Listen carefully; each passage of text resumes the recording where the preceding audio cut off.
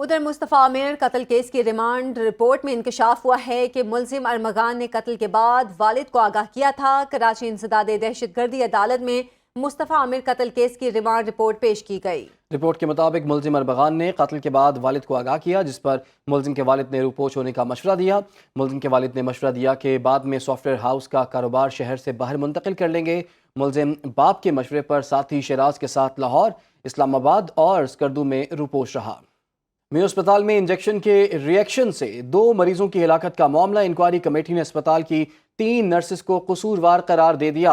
تینوں نرسز کے خلاف پیڈا ایکٹ کے تحت انکوائری کا آغاز ہو گیا ہے۔ میو ہسپتال میں انجیکشن کے ری ایکشن سے 2 مریضوں کی ہلاکت کا یہ معاملہ ہے۔ گزشتہ روز یہ معاملہ سامنے آیا تھا۔ انکوائری کمیٹی نے ہسپتال کی 3 نرسز کو قصوروار قرار دے دیا۔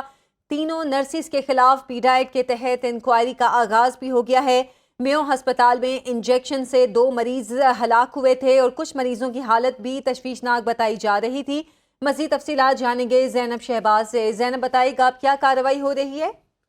بالکل دیکھیے، میو اسپتال میں انجیکشن کے ریئیکشن سے 2 مریضوں کی ہلاکت کا معاملہ تھا۔ اس کے اوپر جو ہے وہ سیکٹری صحت کے انڈر ایک صاف ستھری کمیٹی بنائی گئی تھی، جس کی تحقیقات اب مکمل ہو گئی ہیں۔ انکوائری کمیٹی نے ہسپتال کے 3 نرسز کو قصوروار دے دیا ہے۔ اس کمیٹی نے اور تینوں نرسز کے خلاف پیڈا ایکٹ کے تحت انکوائری کا آغاز بھی کر دیا گیا ہے، جس میں سونیا خالد، حافظہ، سائمہ سحر اور نازیہ حسن کے خلاف باقاعدہ انکوائری شروع کی گئی ہے۔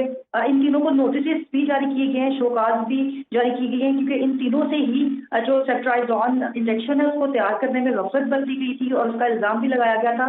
تو میو ہسپتال میں جو کہ 9 مارچ کا واقعہ تھا، وہاں پہ 16 مریضوں کو ریئیکشن ہوا تھا اور 2 مریض اس میں اپنی جان کی بازی بھی ہار گئے تھے۔ بہت شکریہ زینب شہباز آپ کا۔ بلوچستان میں بولان پاس کے علاقے میں جعفر ایکسپریس پر دہشت گردوں کا حملہ۔ سیکیورٹی ذرائع کے مطابق آج بولان پاس ڈھاڈر کے مقام پر دہشت گردوں نے جعفر ایکسپریس پر حملہ کر کے معصوم شہریوں کو ٹارگٹ کیا۔ دہشت گردوں نے جعفر ایکسپریس کو ٹنل میں روک کر مسافروں کو یرغمال بنایا ہوا ہے۔ انتہائی دشوار گزار اور سڑک سے دور ہونے کے باوجود سیکیورٹی فورسز نے علاقے کو گھیرے میں لے کر کلیئرنس آپریشن شروع کر دیا ہے۔ دہشت گردوں نے معصوم مسافروں، جن میں زیادہ تر عورتیں اور بچے شامل ہیں، ان کو یرغمال بنا رکھا ہے۔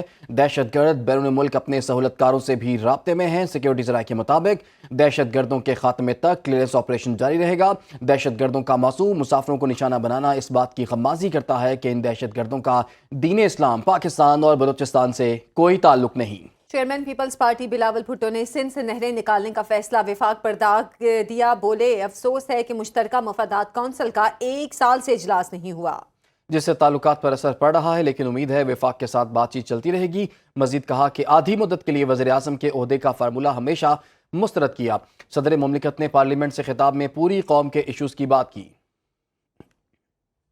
جہاں تک ہمارے تعلقات ہیں حکومت کے ساتھ ووٹ کرنے کا ایک بنیادی نکات ہیں، اور میرا امید ہے کہ وزیر اعظم صاحب انشور کرے گا کہ کوئی اپنی جو ٹیم کا ممبر ہو، چاہے وہ وفاق کا ہو یا صوبہ کا ہو، کسی بھی صوبہ، کہ وہ اس کو لیٹ ڈاؤن نہیں کریں گے۔ اگر ہم اتنا سیکیور ہوتے یا اتنا کانفیڈنٹ ہوتے یا اتنا ساتھ دے رہے ہوتے حکومت کا، تو ہم شامل ہو جاتے ان کا حکومت میں۔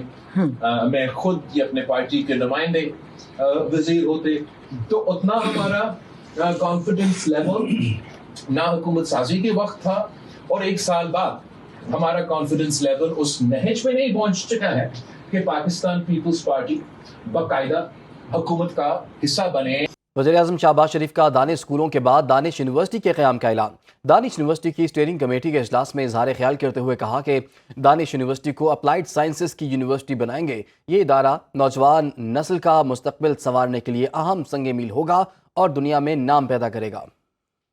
اس طرح کا ادارہ پہلے کبھی نہیں بنا تھا، اور جس طرح ہم نے طے کیا ہے کہ اپلائیڈ سائنسز میں ہم یہ ادارہ قائم کریں، جو اس کا نام ہوگا دانش یونیورسٹی۔ اس قوم کے درخشندہ ستارے جو ہیں، بچے اور بچیاں، وہ ایک بہترین تعلیم حاصل کر سکیں۔ آئی ٹی اور اے آئی اور دوسرے جو آپ کی ریسرچ اینڈ ڈیولپمنٹ ہے، R&D سینٹرز ہیں، باقاعدہ ورک شاپس ہوں گی وہاں پہ، اور دنیا میں آؤٹ اسٹینڈنگ پروفیسرز ہیں، ٹیچرز ہیں، ڈاکٹرز ہیں، جن کو ہم یہاں پر انوائٹ کریں گے، تو اس یونیورسٹی میں وہ میں سمجھتا ہوں کہ بہترین وہ خدمات انجام دے سکیں گے. دانش اسکولوں کے جو بچے ہیں اس کے لیے ایک بات ہم طے کر لیں کہ ان کے لیے انڈر گریڈ کا ایک ہم علیحدہ ایک ونگ رکھ لیں گے. اس کا چیف جسٹس صاحب کا شکریہ ادا کرنا چاہتا ہوں. کا انہوں نے مہربانی سے کہا کہ یہ پیسہ حکومت پاکستان کا ہے, پاکستان کے عوام کا ہے, تو یہ فنڈ